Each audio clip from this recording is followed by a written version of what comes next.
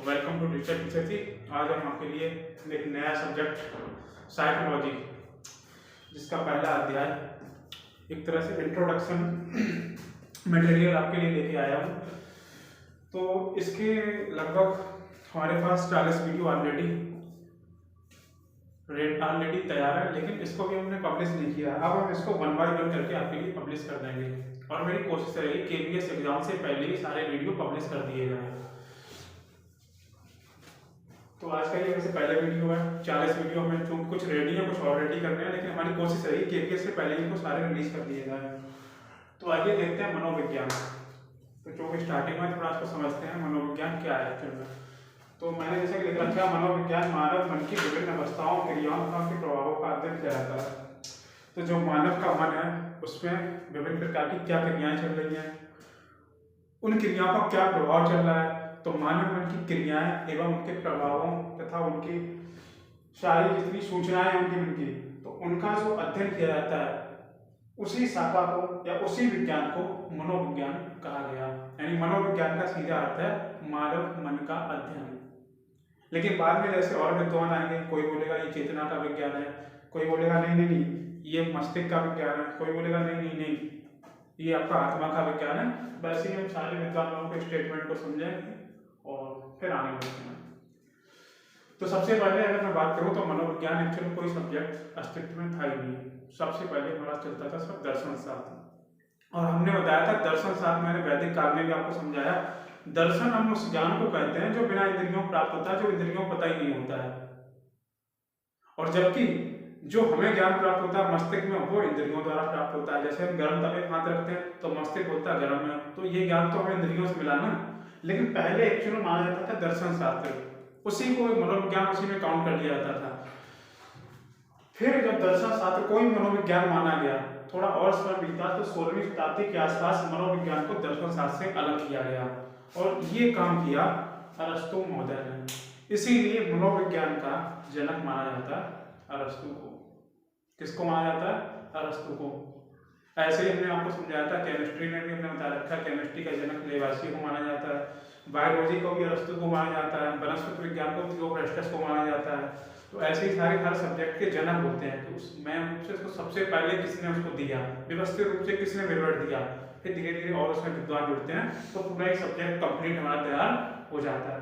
तो ऐसे ही सबसे पहले जो धारणा दी मनोविज्ञान की, उस मनोविज्ञान को दर्शन शास्त्र से अलग करके एक नई धारणा बनाई, उस इंसान का नाम था अरस्तु। आप लोगों ने भी अरस्तु का नाम बहुत सुना हुआ, इंग्लिश बोलते हैं अरिस्टोटल। देखना इंग्लिश डिक्शनरी गूगल पे देख लेना, अरस्तु। अच्छा, मनोविज्ञान को जब अरस्तु ने अलग बनाया, तब उसने पहली बार कहा नहीं नहीं नहीं ये आत्मा का विज्ञान है। मन का विज्ञान नहीं बताया अभी इसने, न मस्तिष्क का। उसने कहा नहीं नहीं आत्मा का विज्ञान है। और ध्यान रहे, आत्मा होती है अमूर्त और मस्तिष्क होता है अमूर्त। यानी इसके बाद भी और खोज, यानी और धारणाएं और आएंगी आगे। तो आत्मा तो अमूर्त है, अमूर्त उस चीज को कहते हैं जो दिखाई नहीं पड़ती है, मूर्त उस चीज को कहते हैं जो हमें दिखाई पड़ती है। तो इसको आत्मा का विज्ञान का अरस्तु ने, और उसके कुछ हमेशा आपको पता है सहायता देने वाले होते हैं, तो इनकी सहायता या इनकी धारणा को आगे बढ़ाया या इसको सपोर्ट किया या उसी धारणा को सही माना, वो इंसान था प्लूटो रुडोल्फ। 2 लोगों ने इसके और सही माना, और भी है, लेकिन मैं रूप से इन तीनों का नाम है, इन तीनों ने मान लिया मनोविज्ञान आत्मा का विज्ञान है। लेकिन बात खत्म नहीं होती है। इसके बाद थोड़ी और स्टोरी आगे बढ़ी, समय बीता, तो एक इंसान आया गैरेट महोदय ने सही से बताया कि साइकोलॉजी शब्द है वो साइकी लोगोस 2 शब्दों से मिलकर बना है, और ये यूनानी जो ग्रीक होती है उस भाषा का शब्द है। केमिस्ट्री में पढ़ते हैं कीमिया भी यूनानी, वो तो फिक्स है हमारा रटी हुई विद्या, ये तो तुम लोगों के लिए यूनानी भाषा ही का शब्द होगा। तो साइकी का अर्थ आत्मा और लोगोस का अर्थ पता ही है, जो लोग हम लोग स्टडी करते हैं शब्द लिख के आता है। तो इसके अनुसार भी आत्मा का ही अध्ययन कहलाता था साइकोलॉजी या मनोविज्ञान। थोड़ी और बात स्टोरी आगे बढ़ी, तो फिर एक इंसान आया पोम्पोलॉजी। यहाँ से स्टोरी आपकी चेंज हुई। अभी तक जो इनके हिसाब से था अमूर्त चल रहा था। आत्मा तो अमूर्त होती है, तुम लोगों ने आत्मा थोड़ी देखी होगी अपनी। इसने पहली बार कहा कि नहीं नहीं मनोविज्ञान जो है वो आत्मा का विज्ञान नहीं, ये मन और मस्तिष्क का ज्ञान है। क्यों है? क्योंकि हमें जो ज्ञान प्राप्त होता है वो इंद्रियों द्वारा प्राप्त होता है। हमारी 5 इंद्रियां हैं, आंख कान नाक जीभ त्वचा। इन 5 इंद्रियों द्वारा जो ज्ञान प्राप्त होगा वो डायरेक्ट हमें मस्तिष्क को प्राप्त होता है। और इसने बोला कि जो मनोविज्ञान है आपका मन और मस्तिष्क का विज्ञान है, ये बात होगी पोम्पोलोजी इटली में। ध्यान रखना, मैंने क्या समझाया, आत्मा का विज्ञान अरस्तु, आप से ज्ञान मिला लो, मन मस्तिष्क का विज्ञान पोम्पोलोजी, ये बंदा था इटली का। कुछ इसके साथी भी हो गए, आपको पता है कंपनी देने वाले, तो जॉन लॉक, रिचेरी, थॉमसरी, 3 लोगों ने सहयोग किया, 3 लोगों ने इस बात को माना और बोला हाँ बिल्कुल पोम्पोलोजी आपकी बात सही है, जो मनोविज्ञान है वो एक्चुअल में मस्तिष्क का अध्ययन होता है, मस्तिष्क का विज्ञान है। जॉन लॉक, रिचेरी, थॉमसरी। समय और भी था, एक इंसान आया विलियम वुड, इसने पहली बार बोला कि नहीं ये चेतना का विज्ञान है। चेतना कहते हैं मस्तिष्क के अंदर की जो हमारी स्थिति होती है उसी को कहा जाता है चेतना, यानी आंतरिक स्थिति को, आंतरिक समझ को चेतना। जबकि संवेदना क्या होती है, इंद्रियों द्वारा प्राप्त प्रथम ज्ञान संवेदना होता है। हम बोलते हैं हमारे उसके साथ बहुत संवेदनाएं, संवेदनाएं क्यों है, क्योंकि आंखों से देख चुके होते हैं उसके बारे में। तो इंद्रियों द्वारा प्राप्त ज्ञान संवेदना, मानसिक की आंतरिक स्थिति को चेतना। तो चेतना का विज्ञान था विलियम वुड ने। किसने कहा, विलियम वुड ने। विलियम वुड जर्मनी का था। इसने एक काम और किया, इस विलियम वुड ने आपका सबसे अच्छा काम किया, इसने पहली मनोविज्ञान की प्रथम प्रयोगशाला बनाई लिप्जिग। लिप्जिग एक शहर पड़ता है जर्मनी में, याद रखना, ये विलियम वुड ने बनाई। किसने बनाई, विश्व की प्रथम मनोविज्ञान की लेबोरेटरी बनी है लिप्जिग शहर 1879 में विलियम वुड के द्वारा जर्मनी में। अच्छा, इसी परिप्रेक्ष्य में भारत में देख लो, तो भारत की पहली मनोविज्ञान की प्रयोगशाला बनी है नरेंद्र नाथ सेनगुप्ता के द्वारा, ये बनी है कलकत्ता विश्वविद्यालय। ये कलकत्ता विश्वविद्यालय के प्रोफेसर थे, ये कलकत्ता विवि के, ध्यान रखना, ठीक है। और इसको बनाया कहाँ गया था, इसको एक मिनट लिख लो इसको, चलो ठीक है, कलकत्ता विश्वविद्यालय। नेक्स्ट इससे बात करेंगे आगे, अभी थोड़ा इसका इंट्रोडक्शन लेते हैं, डिटेल में जाते हैं।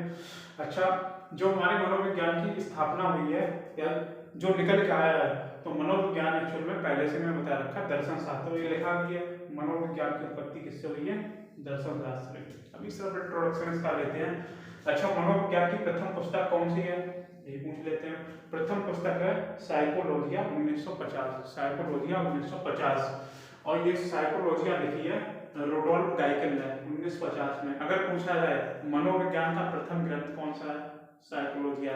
मनोविज्ञान की प्रथम पुस्तक कौन सी है, साइकोलॉजिया।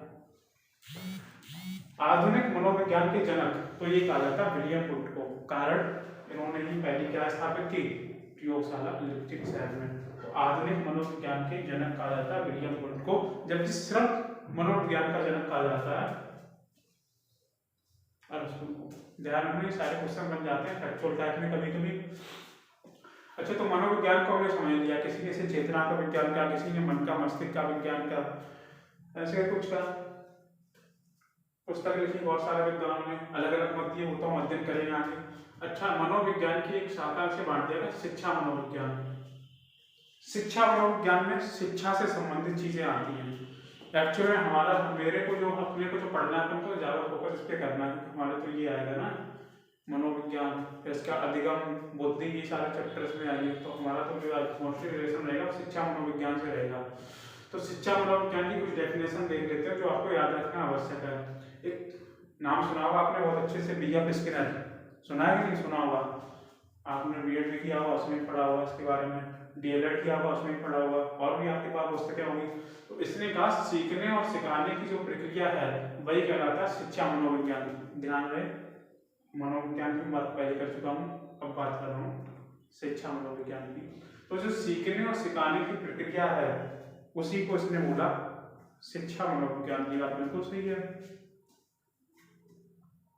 टीचर सिखाता है, बच्चे सीखते हैं, बिल्कुल सही बात है ये प्रोसेस। दूसरा एक इंसान है, एक मनोवैज्ञानिक है जेम्स ड्रीगर, इसने कहा कि नहीं, इसमें नियम एवं परिणामों के उपयोग से शिक्षा की समस्याओं का मनोवैज्ञानिक ने कहा कि शिक्षा के टाइम में समस्याएं होती हैं उसको सॉल्व किया जाता है किस नियम से, मनोविज्ञान के नियम एवं परिणाम को यूज करके। ये बात इसमें बोली जेम्स ड्रीगर ने। ध्यान रहे, सही क्या होगा इसका बेटा, ध्यान रखो, कभी भी ऑप्शन देके एग्जाम में डेफिनेशन पूछी जा सकती है। नेक्स्ट, सेंट्रॉप मॉडल के हिसाब से सेंटर ऑफ महोदय ने कहा शिक्षण एवं अधिगम के बोध में विभिन्नता। इसने कहा शिक्षा मनोविज्ञान वह शाखा है तो शिक्षण जानते हो, अरे पढ़ाना है, जो टीचिंग है वो मेथड, एवं अधिगम होता है सीखना। शिक्षण अधिगम होता है सीखना। शिक्षण और अधिगम के बोध में जो विभिन्नता होती है वो किसके द्वारा हो पाती है? शिक्षा मनोविज्ञान के द्वारा। क्योंकि अलग मतलब कहाँ पे शिक्षण करना है, अधिगम क्या है, शिक्षण क्या है, वो सारा का सारा पता चलता है शिक्षा मनोविज्ञान से। तो आप लोग ये 3 डेफिनेशन और याद रखें, क्योंकि ये भी कभी कभी ऑप्शन देके एग्जाम में पूछ लेते हैं। बाद बाकी ये मैंने आपको इंट्रोडक्शन दे दिया। अब आपके नियमित रूप से सारे चैप्टर 1 बाय 1 करके आते रहेंगे। ठीक है, आप मिलते हैं friends next video first chapter के साथ। Thank you friends.